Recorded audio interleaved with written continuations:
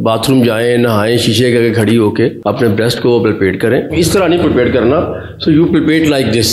So palm of the hand should be the trademark, कि हर तरफ रख के उसे आप जब ऐसे करके रगड़ेंगे तो आपको पता लगेगा कि आपकी छाती के नीचे कोई गिल्टी हो तो ज़रूर बताएं, शर्म में ना रहें। एक चीज़ बड़ी ज़रूरी है बताना कि कभी आपने कीमोथेरापी से डरना नहीं है। कीमोथेरापी बहुत ज़रूरी है।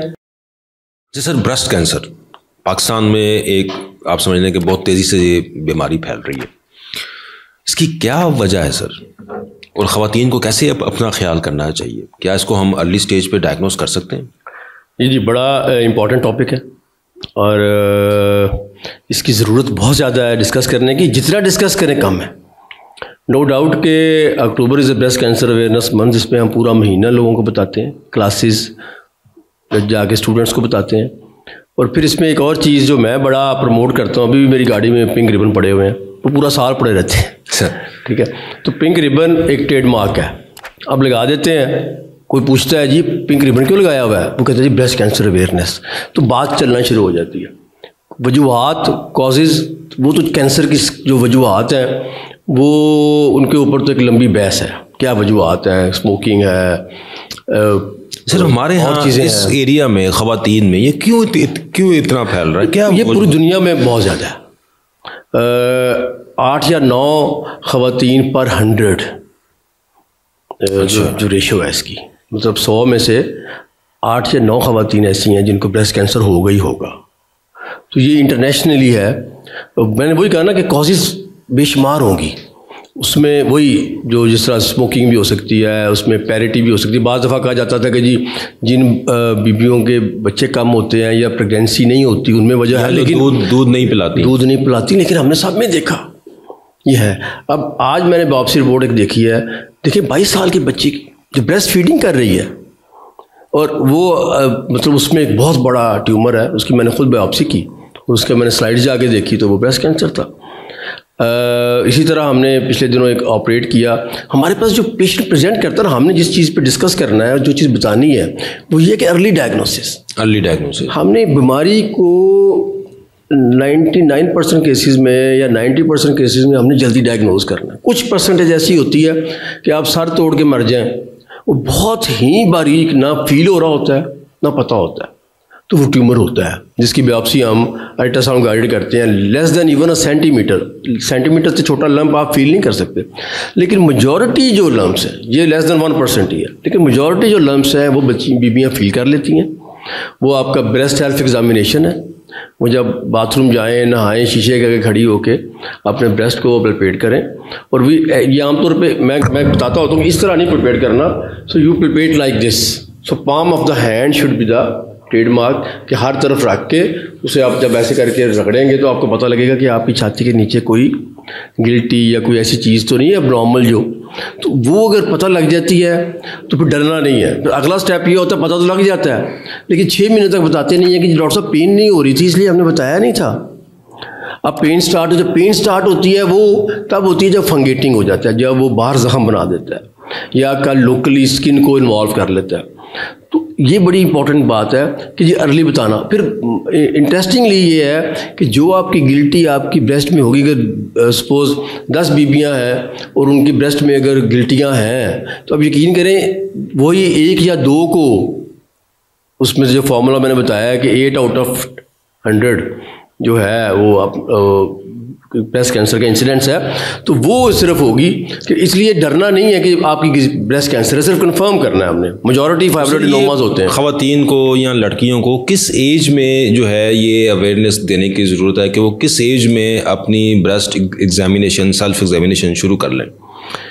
ये देखिए, एज ऑफ मिनार्की जब उनके पीरियड स्टार्ट हो जाते हैं तो जो हार्मोन्स हैं वो अपना काम शुरू कर देते हैं। तो ये हार्मोनल चेंजेस की वजह से ही कहीं ना कहीं सेल एटीपी शुरू हो जाता है और वो स्टार्ट हो जाता है। तो मतलब एट द एज ऑफ 14-15 ये कोई ऐसी यानी कि हर लड़की को, हर खातून को अपनी ब्रेस्ट जो है वो सेल्फ एग्जामिन करनी चाहिए। तो सर इसमें जो है वो कितनी स्टेजेस हैं ब्रेस्ट कैंसर की और कौन कौन सी स्टेज जो है वो ट्रीटेबल है? हम इस सारी अवेयरनेस से हम तो ये चाहते हैं कि हम बीमारी को स्टेज 1 पे डायग्नोज कर लें। स्टेज 1 या 2 पे। सो ये सिंपल सी स्टेज है। छोटे लम्प को या बहुत छोटे लम्प को स्टेज 1 कहते हैं, थोड़े से बड़े लम्प को स्टेज 2 कहते हैं, और जो लोकली एडवांस हो जाता है लम्प 5 सेंटीमीटर से बढ़ जाता है उसको स्टेज 3 कहते हैं, और जो लिवर में और ब्रेन में और लंग्स में चला जाता है उसको स्टेज 4 कहते हैं। यानी कि ब्रेस्ट कैंसर जो है इसकी जो लास्ट स्टेज है वो आपका ये कैंसर यहाँ से निकल के पूरी बॉडी में फैल जिस्म में चला जाता है, पूरी बॉडी में चला जाता है। नो डाउट कि इस वक्त जो कीमोथेरापी और रेडियोथेरापी और जो बाकी मोडेलिटीज़ हैं वो बड़ी एडवांस हो चुकी हैं। इवन स्टेज 4 के मरीज़ जो हैं उनका सर्वाइवल बहुत बुरा नहीं है, लेकिन स्टेज 1 और स्टेज 2 के पेशेंट्स और इवन स्टेज 3 के पेशेंट्स का सर्वाइवल नियर 100% है। स्टेज 1, 2 तो नियर 100% है। तो इसलिए वो आप समझ लें कि क्योर हो जाता है। ये कैंसर्स में क्योर का वर्ड बड़ा कम इस्तेमाल होता है, लेकिन ये एक ऐसा कैंसर जो अर्ली पता लग जाए तो इट इज़ क्योरेबल। सर इसमें कौन कौन सी टेस्ट जो हैं वो कराने चाहिए अगर किसी को गिल्टी फील हो तो? एक तो मैंने आपको बताया कि जाके हमारे हर हॉस्पिटल में ब्रेस्ट क्लिनिक्स हैं, वहाँ एग्ज़ामिन करवाएं।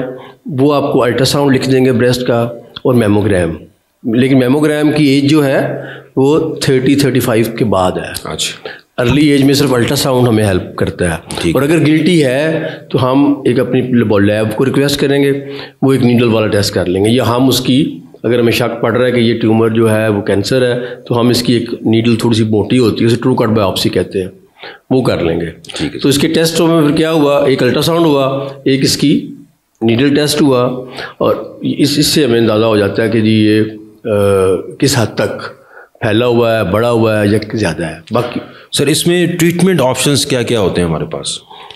जो छोटी गिल्टी होती है अगर कैंसर है तो, अब एक और चीज़ जो कॉन्सेप्ट था कि जी छाती निकालनी है, मेजॉरिटी केसेस में छोटी गिल्टी में हम ब्रेस्ट को कंजर्व भी कर सकते हैं, और बच्चियों में एज ऑफ 17, 18, 19, 25, 30, 35 या कोई भी एज, क्योंकि ब्रेस्ट के साथ एक बॉडी इमेज रिलेटेड है और एक मेंटल ट्रॉमा भी है।